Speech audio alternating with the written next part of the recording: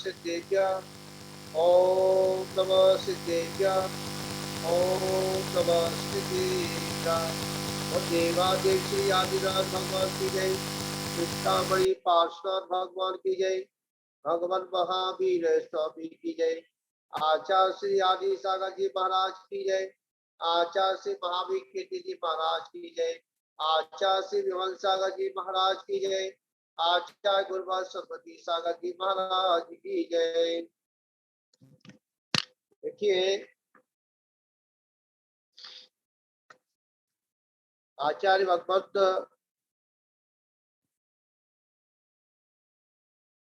उस जो जन्म के वो जो देवकृत जो से है 14 उसके बारे में यहाँ चर्चा करेंगे। तो आचार्य भगवत उसी बात को आगे दर्शा रहे हैं कि जब यह भगवान का जब भगवान की अमृतवाणी सब जीवों के लिए कल्याणकारी होती है तथा मागध जाति के देव उन्हें सर्व भाषाओं में परिणत करते हैं। इसी निमित्त से भगवान की वाणी का लाभ पशु और पक्षी भी लेते हैं।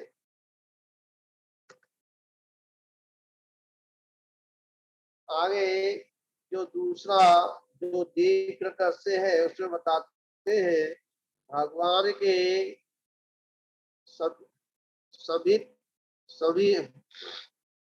समीप में आने वाले परस्पर जन्म जाति बेरी सांप और मोर नवला जैसे जीव भी अपने बैर विरोध को त्याग कर मैत्री भाव को प्राप्त हो जाते हैं।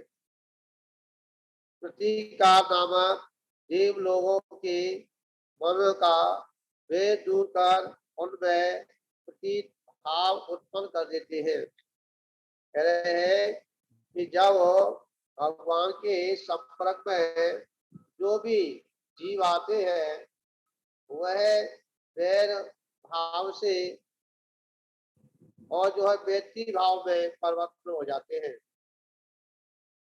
जब भगवान का विहार होता है उस समय दसों दिशाएं धुआं धूल और अंधकार से रहित हो जाती है। कह रहे हैं दसों दिशाएं जो है जिस समय पर भगवान का विहार होता है क्योंकि ये पता नहीं किधर भगवान का विहार होगा, वो किसी से कहते नहीं।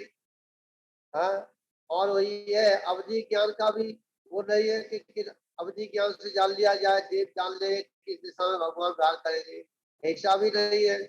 इसलिए दसों दिशाओं में जहाँ भगवान विराजमान होते हैं और वहां से ही जब विहार करने का समय आता है उस समय दसों दिशाएं और धुआं धूल और अंधकार रहित हो जाती है। तो वहां की जो दिशाएं है यहाँ तो धुआं होता है, ना धूल होती है और न अंधकार होता है।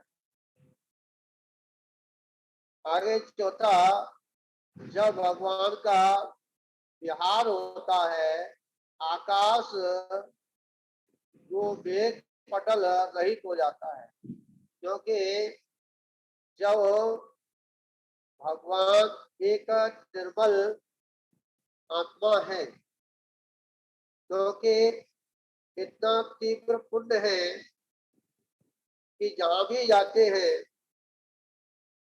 क्योंकि आकाश में जो बादल है और वह वो सूरज को ढकते हैं परंतु वह बादलों की वजह से आकाश निर्मल नहीं है, क्योंकि उन आकाश को अच्छा से किया है।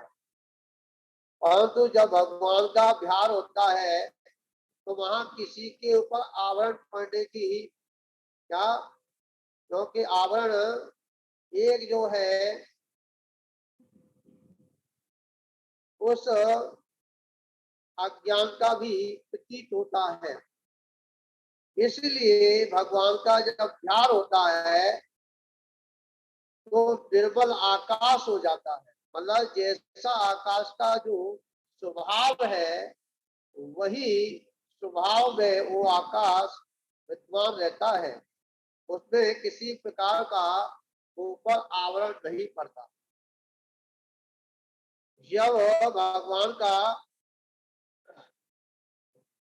विहार होता है और जिस दिशा की ओर जब विहार होता है तो वृक्षों में सब ऋतुओं के फल फूल आना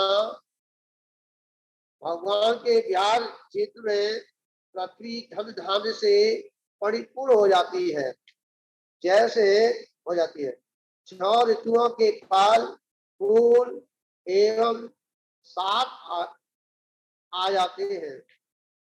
इस विषय में आचार्य पूज्य पाद ने कहा है कि भगवान के विहार से प्रकृति इतनी पुलकित हो जाती है मानो हर्ष से भगवान के वैभव का दर्शन कर रही हो। छठवां दीर्घदृश्य है भगवान के विहार के समय देवगढ़ 1 योजन तक पृथ्वी को दर्पण की तरह अत्यंत स्वच्छ और निर्मल रत्न में और मनोहारी बना देते हैं।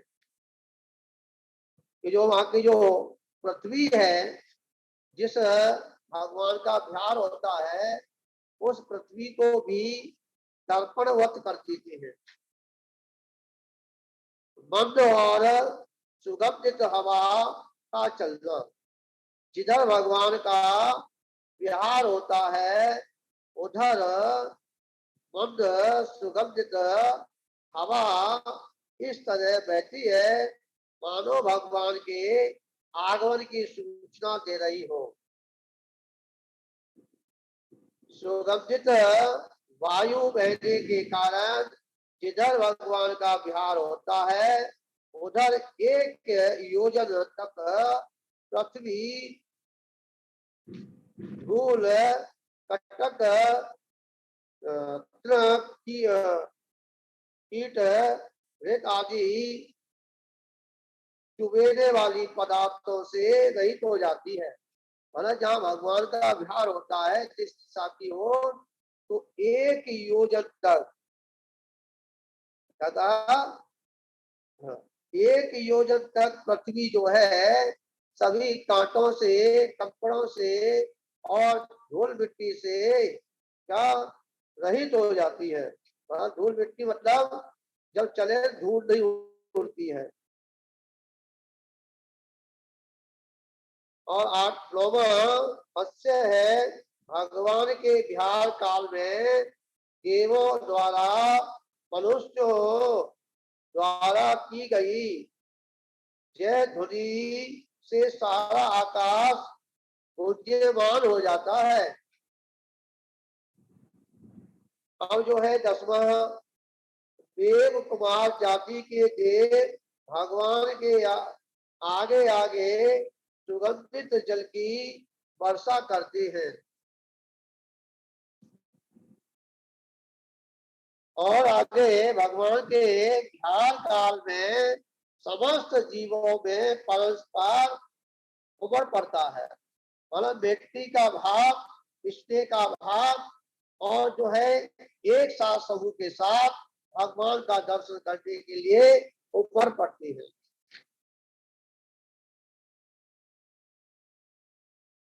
हाँ, ये इसी श्लोकों की होती है। श्लोकों में जब भगवान का विहार का समय आता है सारे देवता तो है एकदम इकट्ठे होकर के और उस ध्यान में सम्मिलित होते हैं। ऐसे ही तीर्थ भी क्या ध्यान में सम्मिलित होते हैं और मनुष्य भी होते हैं।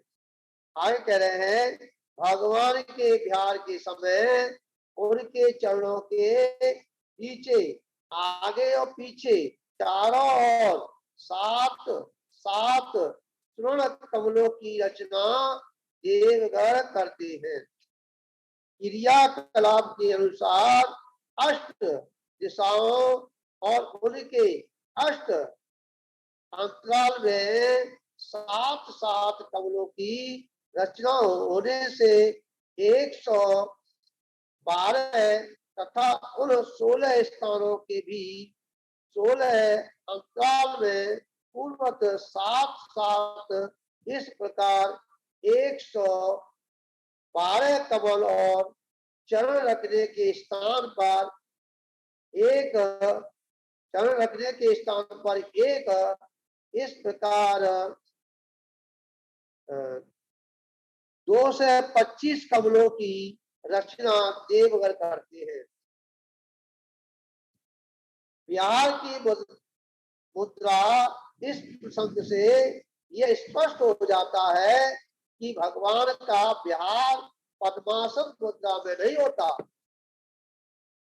क्योंकि विहार के समय पर भगवान खड़े होते हैं और खड़े होकर के फिर वह चलते हैं और वह आकाश मार्ग में ही विहार होता है। विहार पद्मासन मुद्रा से नहीं होता, क्योंकि उनके पैर रखने के स्थान पर ही एक कमल की रचना होती है।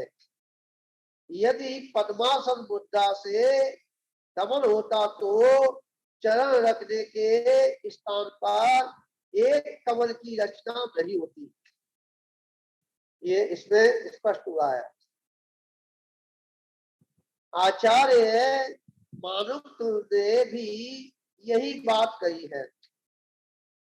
पादो पदानिकम यक्त जिनेद दत्त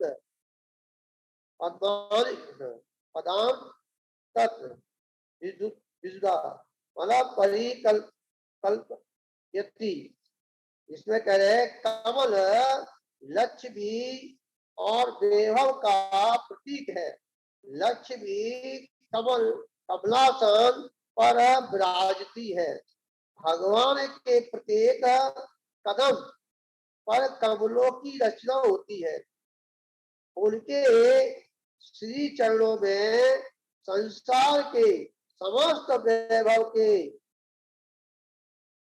नौछावर होने का प्रतीक है तथा भगवान का उनसे 4 अंगुल ऊपर उठकर विहार करना उनकी अल्प असंतृप्तता का प्रतीक है। जब भगवान विहार करते हैं तो जो कमल होता है, कमल से भी 4 अंगुल ऊपरी रहते हैं। भला अनंत भगवान किसी से भी किसी पदार्थ से और किसी सिद्धासन से मतलब किसी वस्तु से क्या स्पर्श नहीं करते, वह 4 अंगुल अधर रहते हैं। अब जाकर है भगवान के आगे सूर्य की तरह ये दीप्यमान 1 सहस्र आरो वाला धर्म चक्र चलता है, जिसे यक्षेत्र अपने मस्तक पर लेकर चलते हैं। जो धर्म चक्र होता है तो उसे जो है जो यक्ष होता है, यक्ष जो है अपने दोनों हाथों से पकड़ के और अपने सिर पर लेके चलता है। भगवान के आगे धर्म चक्र का चलना उनके इंद्रिय विजय का प्रतीक है। जो धर्म चक्र है वो जो है क्या क्या संदेश दे रहा है, जो चक्रवर्ती होता है तो वो 6 खंड को जीतता है और जो तीर्थंकर भगवंत होते हैं उनके आगे धर्म जो चक्र चलता है उसका प्रतीक है कि उन्होंने इंद्रियों पर विजय प्राप्त कर ली है। जैसे चक्रवर्ती का चक्र रत्न समस्त राजाओं को नवरीभूत कराकर चक्रवर्ती का एक चक्र साम्राज्य स्थापित करता है, उसी प्रकार धर्म चक्रवर्ती का अपने समस्त विकारों पर विजय पाकर अपने पूर्णात्म साम्राज्य की उपलब्धि का संसूचक है। क्योंकि तीर्थंकर ने अपने उन विकारों के ऊपर विजय प्राप्त की है। इस प्रकार और यहाँ कह रहे हैं अष्ट मंगल द्रव्यों का प्रभु के आगे चलना। जब भगवान का विहार होता है, विहार काल में भगवान के आगे ध्वजा सहित अष्ट मंगल द्रव्य चलते हैं। मतलब उनके जो है अष्ट जो मंगल द्रव्य हैं वह जैसे ध्वजा के साथ वो चलते हैं। मतलब पहला है ध्वजा, प्रज्ञान, कलश, दर्पण, पंखा, चमार, छत्र, सुप्रशिष्ट, ये अष्ट मंगल द्रव्य लोक मंगल के सूचक होते हैं। लोक में मंगल ही मंगल हो। यह 14 अतिशय केवल ज्ञान होने के बाद भक्ति के राग में रंजित देवों द्वारा किए जाते हैं। ये जो है 14 जो होते हैं वो देवों के द्वारा भक्ति के वशीभूत होकर वो करते हैं। तीर्थंकरों के गर्भावतरण, जन्म, तप, ज्ञान और निर्माण की घटनाओं को पंच कल्याणक कहते हैं। कह रहे हैं जो भगवान तीर्थंकर का गर्भ कल्याणक, जन्म कल्याणक और ज्ञान कल्याणक और निर्माण के समय पर जो घटना घटित होती है उसे पंच कल्याणक कहा जाता है। मतलब क्योंकि जो भी घटना है वह लोक कल्याण के लिए है।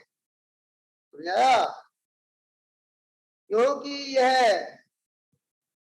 अवसर जगत के लिए अत्यंत कल्याणकर एवं मंगलकारी होते हैं। तीर्थंकर का इस धरती पर आना, जन्म लेना, दीक्षा धारण करना, केवल ज्ञान प्राप्त करना और निर्वाण प्राप्त करना, ये पांचों ही प्रसंग जगत के जीवों के लिए कल्याणकारी ही होते हैं। ऐसा कहा जाता है कि नारद अपनी वो तीर्थंकरों के कल्याण के अवसरों पर नारकी जीवों को भी कुछ क्षण के लिए आनंद की अनुभूति होती है। नारकियों को भी जब भगवान का जन्म होता है, कल्याण होता है, उस समय नरकों में भी एक समय के लिए क्या आनंद की अनुभूति होती है।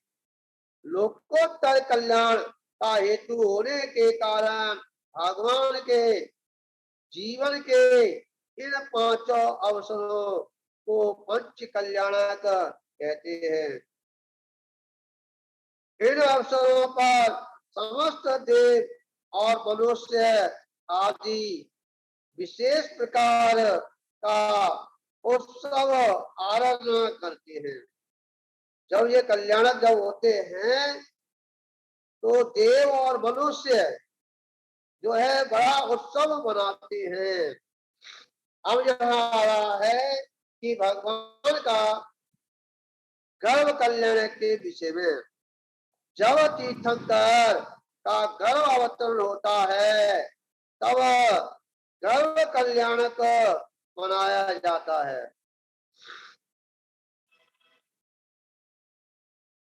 देवराज इंद्र सौधर्मेंद्र अपने दिव्य अवधि ज्ञान से भगवान के गर्भ अवतरण को निकट जानकर कुबेर को तीर्थंकर के माता पिता के घर प्रतिदिन प्रातः मध्य और सायकाल तथा तथा मध्यरात्रि में चार बार 3.5 करोड़ रत्न वर्षने की आज्ञा प्रदान करता है।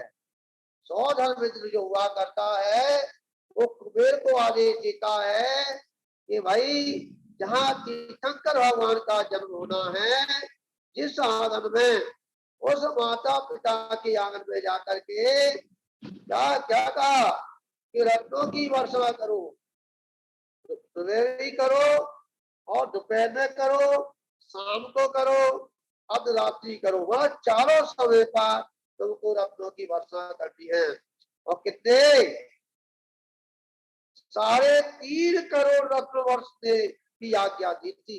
3.5 करोड़, एक नहीं, दो नहीं, 100 नहीं, 1000 नहीं, यहाँ करोड़ों की गिनती है। क्या कह दिया? 3.5 करोड़ रत्नों की वर्षने की आज्ञा दी। रत्नों की वर्षा जन्म होने तक 15 माह तक निरंतर होती है। जो रत्नों की वर्षा है वो चारों समय जो है 15 महीने तक बराबर होती रहती है। 6 माह के अंतराल तीर्थंकर जब माता के गर्भ में आने को होते हैं तब तीर्थंकर की माता को रात्रि के अंतिम पहर में अत्यंत सुहावने, मनोभावन और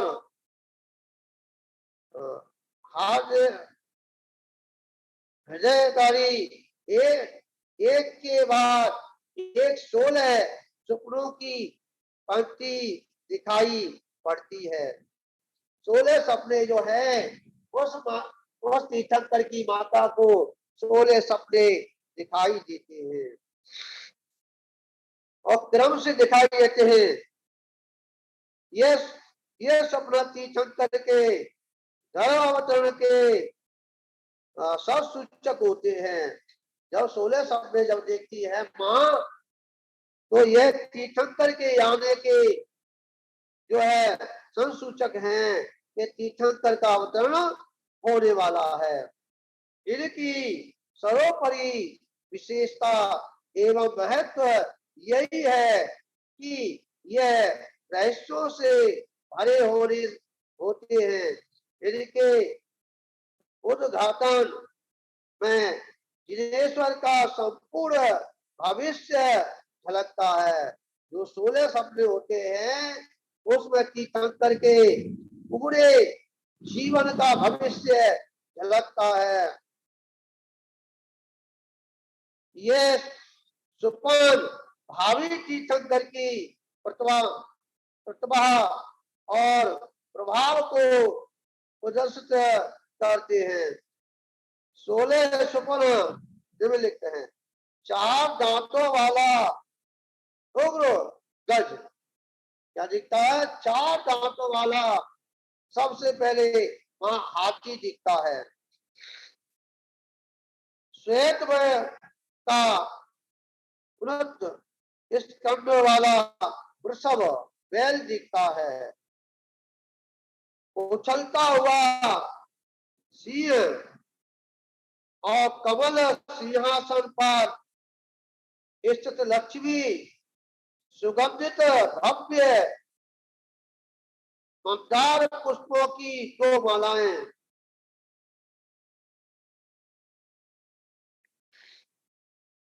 नक्षत्रों से परिवेष्टित चंद्र मतलब चंद्रमा, चल पर अंगड़ाई भाता सूर्य,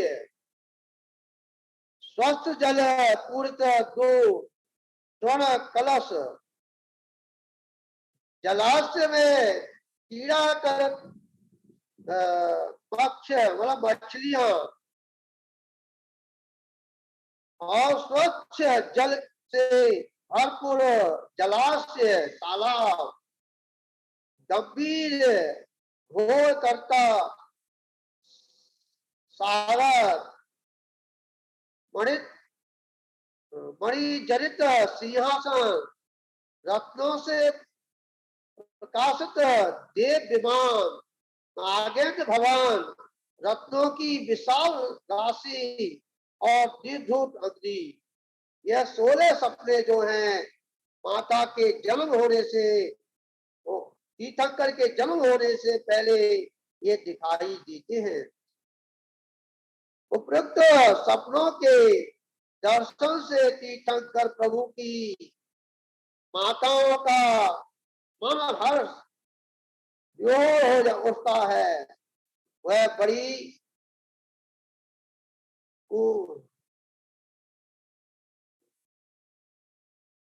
कुतूहल और जिज्ञासा के साथ अपने पति के पास पहुंचती है।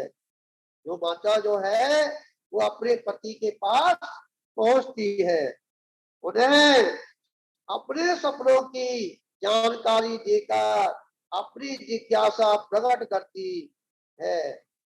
तीर्थंकर के पिता अपने मति ज्ञान के बल पर सपनों का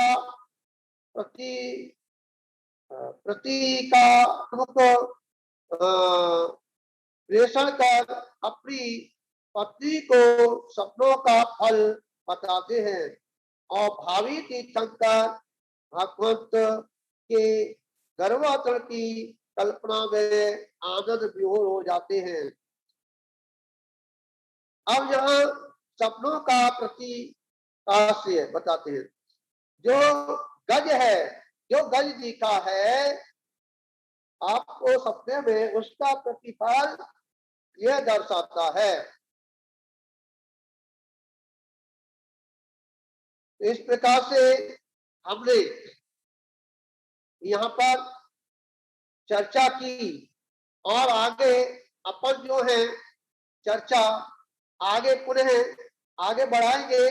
समय हो गया है, बहुत काफी समय हो गया है, और आज परीक्षा भी हुई थी, और कल फिर पुनः हम यहाँ पर भगवान के जो 16 सपने हैं उसका क्या फल होता है, और फल का ये भगवान के पिता ने इस प्रकार से माता को समझाया, और उस 16 सपने का क्या फल होता है, ये सारा वृत्तांत अपन जो है कल करेंगे। इसी मंगल भावना के साथ यहाँ विराम लेते हैं, और देवादेव चलिए।